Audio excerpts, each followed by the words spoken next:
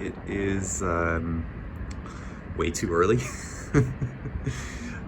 Just about sunrise now. It's like 5:30 in the morning here in beautiful Mississauga.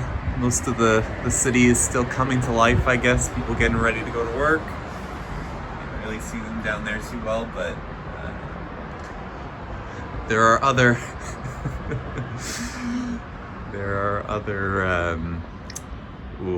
what is the word? Groggy. There are other groggy souls out and about for their mornings. Mercifully, I have my cup of coffee, freshly brewed. Can't really see it, but that's okay. And I have God's gift to mankind, a Bauli Cornetto, which is, that's really all I need. God, let me get some coffee in me. And why, pray tell, am I up this early in the morning? Well, it's because I have got to play some Digimon. I promised my boy Pete all the way across the Atlantic that we were gonna play some games. So I gotta get up early at the crack of dawn. Since there's a wee bit of a time difference, I'm going to crack open some sealed product. Hopefully with a little bit more coffee in my system, I can, hopefully I can give him a game. Give him a good run, But let's see. I've still got a bloody wake up. Okay, hello everyone. It is still unseasonably early, at least for myself. But we got some Digimon to play. So without further ado, here's what we're working with. We're doing sealed only 1v1. So I needed something to work with, and the All-Force Vidramon starter deck seemed like the right fit. As far as I know, Pete is actually playing with one of the older starter decks. I'm not sure if it's one of the first three or the round that followed. I cannot remember at this point. I haven't had enough coffee. But basically, I thought this seemed like a nice mid-ground between those and the newer Mastemon and Imperial Dramon starter decks. The newer ones, with the DNA Digivolution and all that, it seemed a little unfair. It's a bit power crept compared to what Pete's going to have access to right at the start. So this ended up being a good middle ground. And there's other, reasons to maybe go for one of these guys as well. Principally, the mechanics are still a little bit more complex, so we've got some Warp Digivolution, if I remember, some memory boosts coming here as well. So, hey, we're a little power crept over what Pete's got, but not too much. And the other reason, actually, that I decided to go with this one over the Gallantmon starter deck is because your boy Vmon is pretty flexible. He has had a ton of support in the game, a little too much compared to my boy Armadillomon, if you ask me. But since we're playing sealed only, flexibility is the name of the game. So with Vmon as our starter of choice, to borrow some terminology from my beloved Pokemon, I think we'll have quite a bit of room to grow. So we'll see. I'm going to crack these guys open in a moment and see what we have. But since I effectively have a $50 budget as well, there is room for a couple of boosters as well. So let's see what we've got to pair with the two starter decks this week. All right. So Pete and I are trying to be pretty reasonable about this stuff here. So instead of buying loose booster packs and working with horrible pull rates, and also just generally speaking being financially inefficient, we have both agreed, gentleman's agreement, that we can buy booster boxes ahead of time, and then obviously we'll just be working with the street value of the booster packs. So in my case, I went with the booster 1.5, because there is a ton of support for the Vmon line. We've got All-Force Vidramon in here, we've got Imperial Dramon, all around just some fantastic Vmon support. So I think with my, it's like $13 before tax that I spent on these guys. So with that and about $5 per booster, I think I can afford to open up 3 packs from this in order to more or less get to that $50 mark after tax, because we are in Ontario here, and unfortunately HST is a thing. So yeah, I'm gonna get that cracked open. We'll pull out 3 packs, and maybe we'll see what's in these before we actually go into the starter deck. We have 1, 2, 3 packs of Special Booster version 1.5, and we've got some promo stuff that came along with it too. I have to double check with Pete if these are fair for the series, you know, if we're going to allow that. You know, we'll find out. And actually, why don't we just open this now so I can get this out of the way and find out whether or not I'm going to be sorely disappointed about not including my Vmon support. Let's see what we've got to work with here.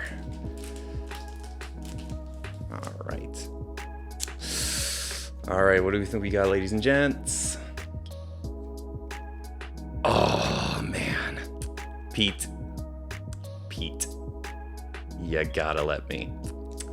Those are playable. Those are very playable.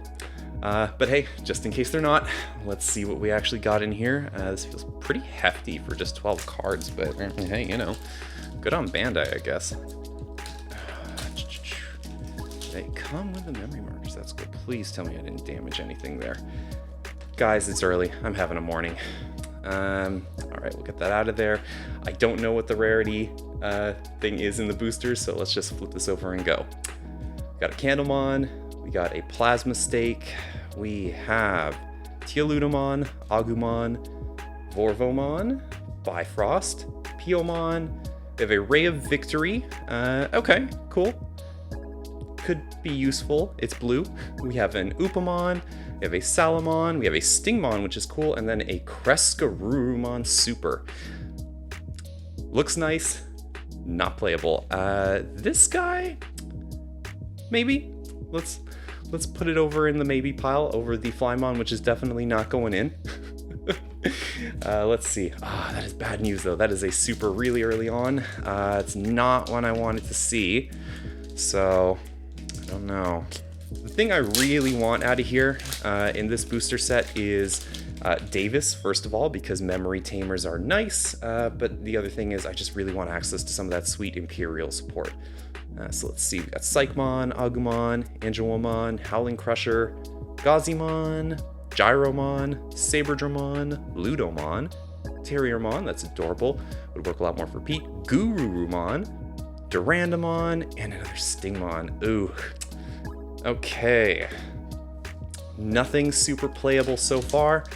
I am feeling a little punished at this point, ladies and gents. I need something. I need some Vmon support. Give me some Vmon support here. Let's go.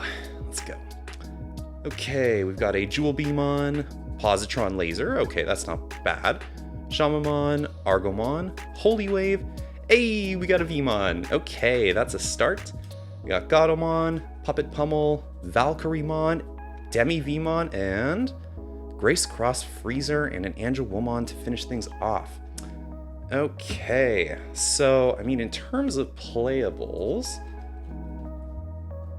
Demi Vmon is nice because now we've got a 5th Digitama, which will help because, well, you know, in a sealed format, the games are probably going to go a little longer.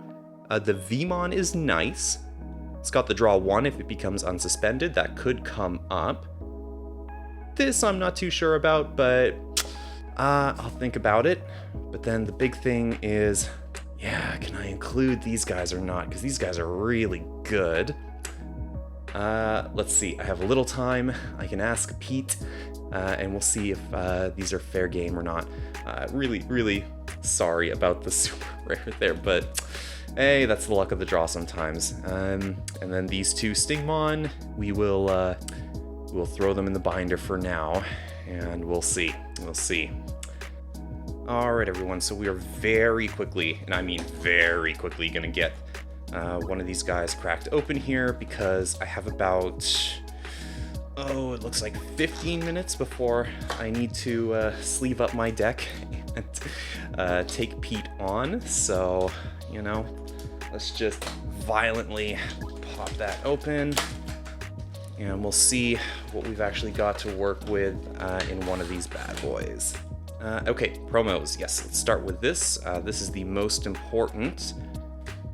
reason that I got one of these starters instead. Oh, these are all stuck together. And come on, there we go. All right, so that's why I really wanted to open up these starter decks, because we got some memory boosts. At least 2 of these will be relevant over the course of this series, I think. But the one we really want, of course, is blue memory boost. Oh yeah, there's one more. I guess that's the yellow stuck under there. Yes, that is the yellow memory boost stuck under there. Okay, so blue memory boost. So reveal the top 4 and then add a blue Digimon to your hand. Place this in the battle area, and then delay effect, pop it forward to memory. Really good, especially since I don't think the chances are good of me opening up a memory tamer this week. So hopefully this will put in quite a bit of work. But of course, we have the actual deck here as well. We'll just fly through what we've got in here too. So we've got 4 Demi Vmon as our Digitama, which is great. We've got some Elecmon, so there's your 2-drop value vanilla, cool. Gabumon, 8 or more cards in hand, inheritable, gain 1000 DP, cool. Dracomon, so cool little searcher on play. This is nice. Oh, everything is really sticky in here. What is going on? We've got 2 of the Vmon, which is fine. I guess it's a good thing we bought the 2 starters. This will be our key playmaker, and we'll be trying to do a lot with him over the course of this series, so that's great. We've got 2 Vidramon, we've got some Cordramon, so security Digimon in here, forgot about that. That's going to be pretty nice. Sorry, Pete. I'm definitely feeling the power creep. Another value vanilla. Blocker. Oh, and it can attack. That's pretty nice. We've got for the Arrow Vidramon, so I think this is actually what we're going to use to apply some pressure pretty early on in the game. And then over to our Megas, so we've got 4 of these Slayer Dramon, and I feel something stuck back here. There's 1, and yep. Oh god, this is really sticky. And there's 2 All-Force Vidramon. This is the guy we're going to be building around, at least for the time being. Good enough, can warp Digivolve, unsuspend, all that fun stuff. And then on our option side, we've got, 2 Hammer Spark, Victory Sword, not really a thing, and V Wingblade, which is basically a scuffed Cocytus Breath. And then we got our memory markers and some rule cards. So plenty to work with here. I think this week I'm mostly going to be sticking with 2 of these starter decks thrown together. But let's see, definitely going to max out on the Hammer Sparks. Probably going to want 4 of these for the security bombs. Max out on these guys, obviously. Max out on the Vmon line. Max out on the security Digimon. And max out on these. It's so weird that they give you the starters, advertise this on the front of the box, and then say, actually, you only get 2. Here's some other random ass mega who's actually going to be the star of your deck. But hey, I mean, we'll see what we can do. So yep, I am very much running out of time, so I'm going to go smush these together, sleeve these up, and we will take on Mr. Pete, and, hopefully we can get a win on our first week here. We'll see. There's plenty of good stuff in here. We got the power creep on our side, so let's see what we can do.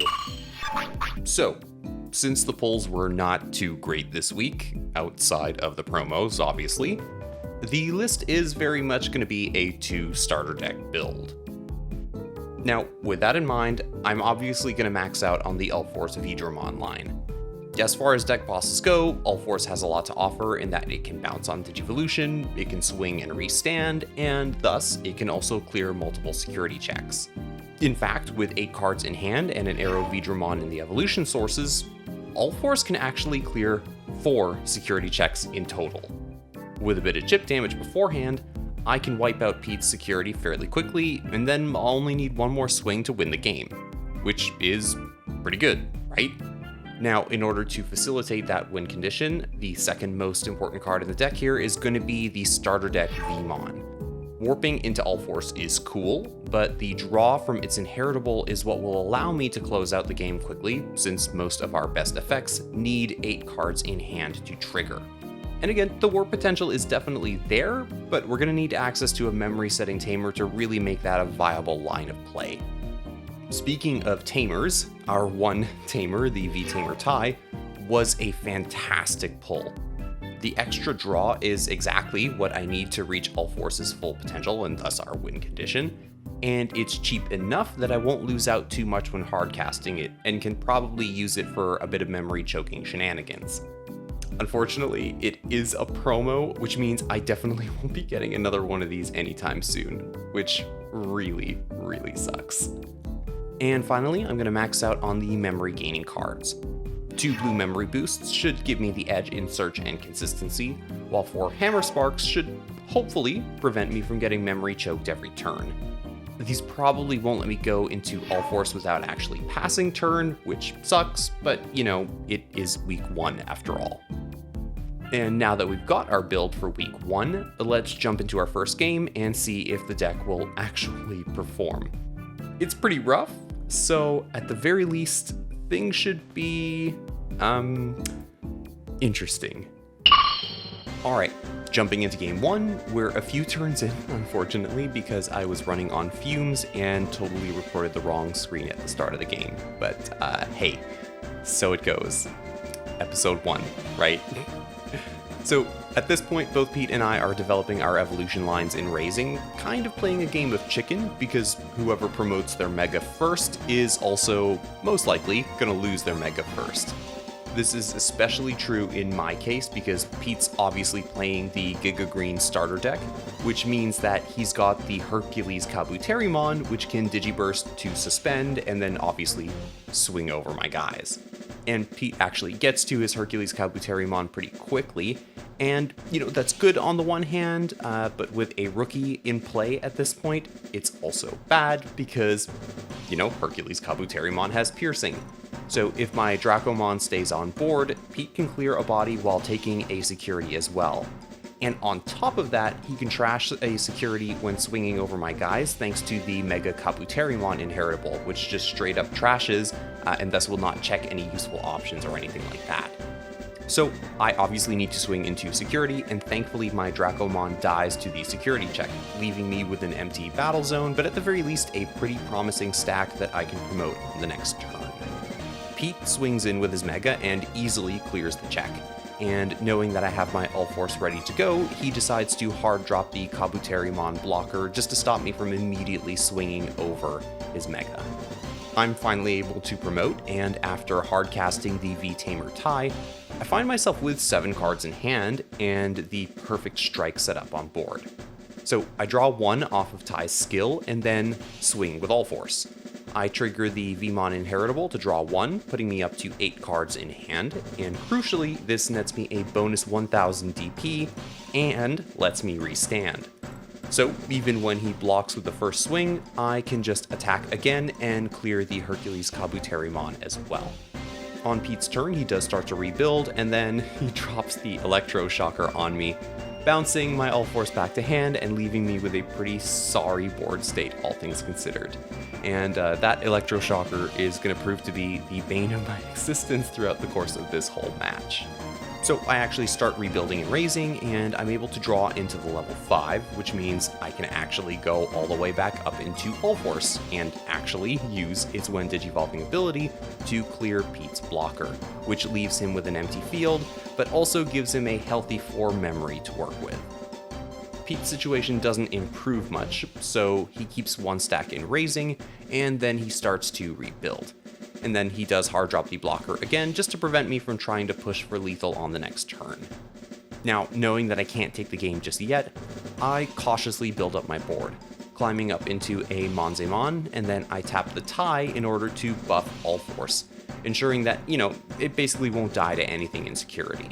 I go for my first swing, and Pete chooses not to block, and thankfully, there's nothing nasty in security. I decide to, take a bit of a risk here and attempt to swing again, but this time he does block, costing him, of course, his blocker Kabuterimon in the process. Now, I decide to play it really safe here, and instead of swinging with my level 5, I play double Hammer Spark and then drop a Vmon to choke him at 1. And really, at this point in the game, that is going to do it. Pete promotes and swings with his Togemon, but it dies to the security check, and, with 1 memory to work with, there's not much he can do to prevent the onslaught next turn. So he scoops, and we decide to just go straight into Game 2. Game 2 was it was a bit of a massacre. I am just going to speed through this because, well, basically I bricked like hell and spent the entirety of the game attempting to build a big board while Pete laughed in my face, built a wall of cheap and really powerful blockers, and then just swung over my little guys to his heart's content. And you know, by the time I finally saw a level 5, I had to evolve it in the battle zone in the face of an oncoming Hercules Kabuterimon, which meant that, you know, it was not long for this world, and at that point it pretty much sealed my fate. I learned a hard lesson here, and that is, if I do not get to go into all fours at least once during the course of the game, that probably means I'm not winning that game. Game 3 was actually a game, which, you know, is nice. I start off and thankfully have the turn 1 Vmon, which means getting to my win condition so much sooner. And luckily, I do have a Hammer Spark as well, so I can do something funny, basically go up into my level 4, and still manage to choke Pete at 1. Pete starts off with a Cunimon in the back, and then he hard drops a Tentomon, which does net him a level 4 off of the search. And it also leaves me with a reasonable 2 memory to work with. Now, I'm not too fussed, and as with game 1, I decide to be a coward and keep my stack in the back. I do have the Arrow Vidramon in hand, so I just Digivolve into that, which actually works out pretty well because I end up choking Pete to 1 again. Pete promotes, and then he evolves up a cheap blocker, and then he evolves up another level 4, which gives him a pretty decent field presence at this point, and it's going to make it really hard for me to clear both bodies. Now, I decide that because, you know, Pete is playing green, it's going to be pretty easy for him to get those both up into a level 6 really quickly if he has the right cards in hand. So, you know, I gotta just get the Arrow Vidramon out there and start swinging. And at the very least, I know that I'm going to be pretty safe thanks to jamming, and that there might be an opportunity here for me to clear the board. So basically, I'm hoping that Pete will block so that I can get the blocker Kabuterimon off of the field, but he wisely decides to let the swing through since, you know, it is just 1 check. I do clear the check because jamming, and now I have to make a less than ideal play, which is evolving up into all fours and using its when digivolving effect to at least bounce the Togemon. But now I've got a suspended guy in the active, and nothing in raising, which means that a removal spell will set me back if he has it. Luckily, he does not have the removal spell, but he is able to establish 2 blockers and have a rookie in the back, so there's not too much I can do now that's really going to put him on the back foot. And, you know, coming back into my turn, I don't have much else to do besides swing. But thanks to the security attack +1 on my all force, he can't really afford to let both attacks through, so he is forced to block the first one at the cost of his Kabuterimon. He does, however, let the second attack through, and that does actually work out for him because it nets him a 2-cost Izzy off of the second check. That tamer, while it isn't a memory tamer, really changes things a lot, because now Pete has access to some easy memory gain, and he could potentially memory choke me depending on how he times his suspension effects. It's a big sad for me because Pete also has the removal spell and then bounces my all force, though thankfully he passes me a decent chunk of memory while doing so. I promote, but I sadly do not have an Arrow Vidramon. Don't you wish you could play more than 4 of them? So, you know, I'm forced to go into a Monzemon, which means that my all force Vidramon is going to be way less threatening with just 1 security check on each swing. But, you know, at least the vanilla does let me get into all fours fairly cheaply, and, you know, I'm still able to at least bounce a level 4 and leave Pete onto memory. He drops a Needle Spray, which suspends my all force. He gets a memory back off of the Izzy effect, and then he drops another Electroshocker to bounce my all force back to hand before I could do anything really useful with it. Not to mention the fact that my field is now empty, and he has at least a turn or 2 to build up into his Mega. I at least have a decent amount of memory to start rebuilding my stack, just enough in fact to get into Arrow Vidramon, although I am forced to pass Pete a healthy 2 memory to work with at this point. So he gets another blocker in play and a level 3 ready to go, but he wisely decides not to swing, which means that I'm not able to attack over his Digimon and thus clear his board. And really, I have no play beyond going up into all force and at least bouncing 1 of his bodies, but it does still leave him in a pretty comfortable position if he wants to start pushing his aggression. Pete himself has a 2-cost level 5, and then he's able to go up into his Hercules Kabuterimon, which is what I've been fearing the whole time, though thankfully he's not able to keep the turn when digivolving, so really it just comes down to him daring me to swing with my All-Force, and if he has something good in security, well, basically he's going to be able to snowball from there. Now, I will mention that at this point, Pete actually did make a bit of a misplay. I didn't catch it, and neither did he at the time. He actually evoed that level 5 on top of a level 3, but, you know, at the end of the day, it wouldn't really matter. He wasn't evoing a blocker while passing turn over, so, you know, it's okay, and it's not like I was working at 100% capacity either this particular game. On my turn, I decide to start building a stack in the back, even though there's a good chance I can push for game here. I am a little worried about hitting something in security, and you know, I also know that if I do hit something in security, All-Force is not going to survive into the next turn one way or another. So, you know, I'm going to drop the V-Tamer here, I am going to swing. I make my own misplay, tapping the Tamer after I have declared an attack, but, you know, Pete was a gentleman about it and kind of let that one slide. He was also nice enough to remind me to unsuspend if I wanted to, since, again, my brain was basically mush at this point in the morning. And good thing, too, because an electroshocker insecurity would totally have ruined my day. But with that attack, I am able to clear both checks. I can restand my All-Force, thank you for the suggestion, Pete, and I can swing for game. And we got the week 1 W, which is no small miracle. Okay, actually, that's not fair. Power creep was definitely on our side, especially here in the first week, and that V-Tamer pull definitely made things run a lot smoother, especially than, you know, a one-off card had any right to do on week 1 of Sealed Only Challenge. That said, it's not all sunshine and rainbows. We bricked pretty hard in game 2, and the fact that I spent most of my time hiding in security in the majority of the games that I won, well, you know, that's not exactly ideal either. Hercules Kabuterimon is a really scary mega to be staring down, because basically it can clear my All-Force if I digivolve into my mega first. And, you know, honestly, my deck cannot recover from losing a big stack in the way that Pete's can because, you know, well, he's playing green and can evo up really efficiently. And of course, if I'm forced to start building up in the battle area, Pete can just suspend and swing over my stuff easy peasy. So, you know, not great. We're gonna have to do whatever we can to address that. Also, not having a memory tamer really sucks. Like, it really, really sucks. I need a memory tamer, preferably Davis, as soon as possible. And really, I need it because I need to be able to get into All-Force without passing the turn.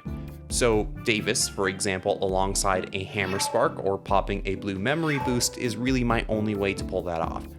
But if I can do that, I can evo up, I can clear something off of the field, ideally, and then I can swing in for anywhere from 2 to 4 checks or swing over 2 bodies depending on the board state. So really, yeah, I need that memory tamer ASAP. Now, before I close things out, I do want to take a moment to look at where the deck could potentially go, because, you know, with Vmon as my base, I do have access to several interesting evolution lines and thus builds that I can explore. And, you know, honestly, outside of the All-Force core itself, the rest of my deck is really lacking direction, and lacking direction is not great when you want to compete long-term. So with plenty of access to Booster Set 1.5, there is a chance that I can stick with some kind of All-Force route, adding the original All-Force Vidramon alongside a ton of blue tamers to attack and restand for days. And obviously, that approach has been working pretty well for the deck so far, so hey, that's basically an obvious through line here, if the polls are on our side. Booster Set 1.5 also gives me access to both blue and green Imperial Dramon lines, which is pretty cool. I should also note that the green version of Imperial Dramon Dragon Mode allows me to give Pete a taste of his own medicine because it has access to piercing, and it also restands, which is pretty busted. A different Imperial Dramon line is also available through the recent starter deck, Ultimate Ancient Dragon, and that particular Imperial Dramon and its own line lean heavily into the DNA Digivolution mechanic. Honestly, I could have started out the series with that, But it wouldn't really be fair because that starter deck is kind of cracked, especially to something coming out of the first few sets like the Giga Green that Pete is working with. And also, the Imperial Dramon deck that most people are running with, it's basically just the 2 starter decks plus a couple of cards, so that doesn't allow for a lot of creativity or, fun during a sealed only series. So I'm actually going to avoid that particular route for as long as I can. And finally, Booster Set New Awakening introduced the Armor Purge mechanic, which allows Vmon specifically to play Dress Up and rush the opponent down with access to cheap and very sticky level 4s. I think this offers a very compelling option, especially since Armor Purge gets around the piercing effect that Pete's deck will probably be focusing on for the next few weeks.